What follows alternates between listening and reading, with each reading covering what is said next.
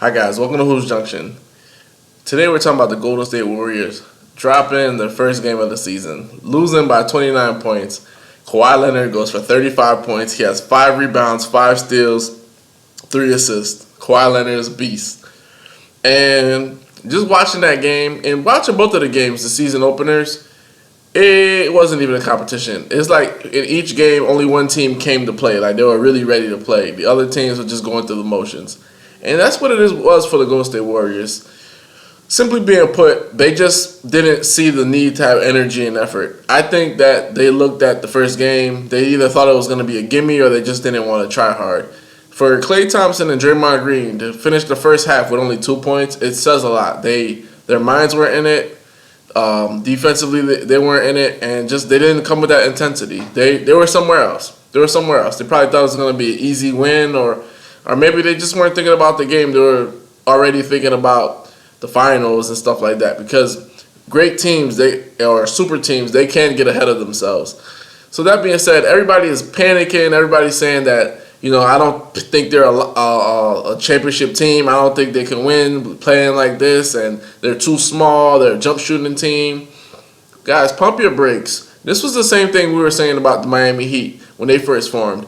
If you remember the first 20 games in 2009, when they lost to Dallas that year, they were like 12-10. They lost like 10 games.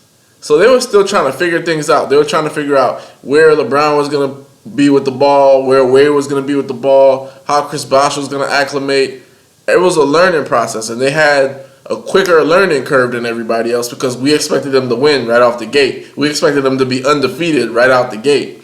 And that's just something that you shouldn't put on any team. Like, unless you have God on the team, or you know what I'm saying, or a spiritual deity, something from out of this world, you're not gonna go undefeated in the NBA. Any given night, you can lose a game. Same thing with football. Like you can lose a game any given night. Baseball, you can lose a game any given night. So let's not put too much stock into one game. Of course, we saw the defensive deficiencies in the team because they're a much smaller team. That's a given. You lose Bogut, you lose Spates. Well, Spates wasn't a big defender or shot blocker either, but they just lost size when they lost Bogut. And, of course, that's going to happen. I mean, it looked like a layup line last night. LaMarcus Aldridge, Kawhi Leonard getting in the paint, Simmons getting in the paint, and Simmons had a tremendous game, especially defensively. He had a huge block on Curry, which was nice. I like the fact that guys are really taking pride in their defense. Defense has been a lost art in the game for a long, long, long time. But for us to overreact and say, oh, they lost the first game, they're not going to make the finals or this, that, and the third. Like, first of all, we don't know if they're going to or not. We'll see how they play. But let's be clear. Once they get on their A game, it's a wrap for the league. Like, the only team that I foresee that can beat them is a team with LeBron James, and they're going to need Kyrie Irving. They're going to need all the players to play a stellar game, because if Curry, Thompson, and Durant can figure out their game together, all the rest of the guys, all they have to do is rebound, because that's your scoring right there. Those three alone, they could score 95 to 100 points, just those three. So everybody needs to pump their brakes, relax.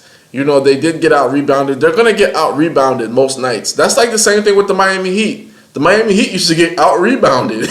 Like, people just, kind of forget, like, we have seen this before. We have seen this play out. We have seen the media go crazy before. It's just deja vu all over again. And what happened? LeBron was successful the way he did, and it looks like Durant has a possibility to be successful as well. The only thing that I see as a problem is just intensity every night. Like, I know because they're so good, they automatically expect to win most games, and they have to take that out of their mentality.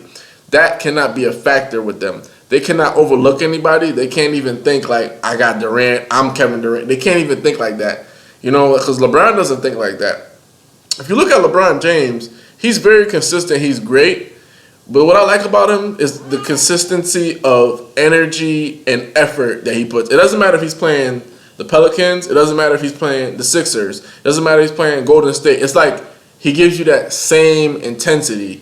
You see what I'm saying? Only time he doesn't give you that intensity is when he's down 3-1 or whatever. Like, you know what I'm saying? Or like when it's sometimes he has those games where he just kind of disappears sometimes, and it happens. But overall, there's never like huge letdowns with him. And with the Warriors, they have those letdowns. You know what I'm saying? They get careless with the basketball. Curry jacks up some shots. Klay Thompson misses some things. Kevin Durant's another guy. Like, he did that on OKC as well. He has a couple of those letdowns, way too much. So going forward, the only thing they have to worry about is getting their defensive rotations correct. And once they get the rotations correct, everything else is going to fall in the line. Because, man, I'm telling you guys, once they figure out how to play with each other and they come with that right mentality, you know what I'm saying? Because the first game of the season, Draymond Green and Klay Thompson, they already played with Durant. It looked as if they didn't know if they wanted to pass or shoot to Durant. It just seemed so weird how the dynamic changed. But when they're on the Olympic team, everything seemed to click. And then now it's just not clicking. So it's going to take some time. They have a quicker learning curve. Everybody understand they're not going to play like this all season. No need to panic. They are going to be a good team. And all you naysayers and haters and whatever the case may be, man, just watch, I guess. I mean, that's nothing else I can tell you, because I used to fall in the line of hating super teams and everything like that. But I have to understand, my favorite player, Kobe Bryant, he's gone now. He's retired. So Tim Duncan's retired. So that era of rivalry, patriotism for your team, all of that is dead now in the NBA. The NBA is going to be, going forward, all about super teams. Going forward, all about guys moving to go play with another guy. That's all it's going to be about. So just get used to it. These guys don't have that honor code. It's not my NBA. It's not my daddy's NBA. It's their NBA now. So just get used to it. This is Vlad from Hoops Junction, where hoops means hoopla. Peace.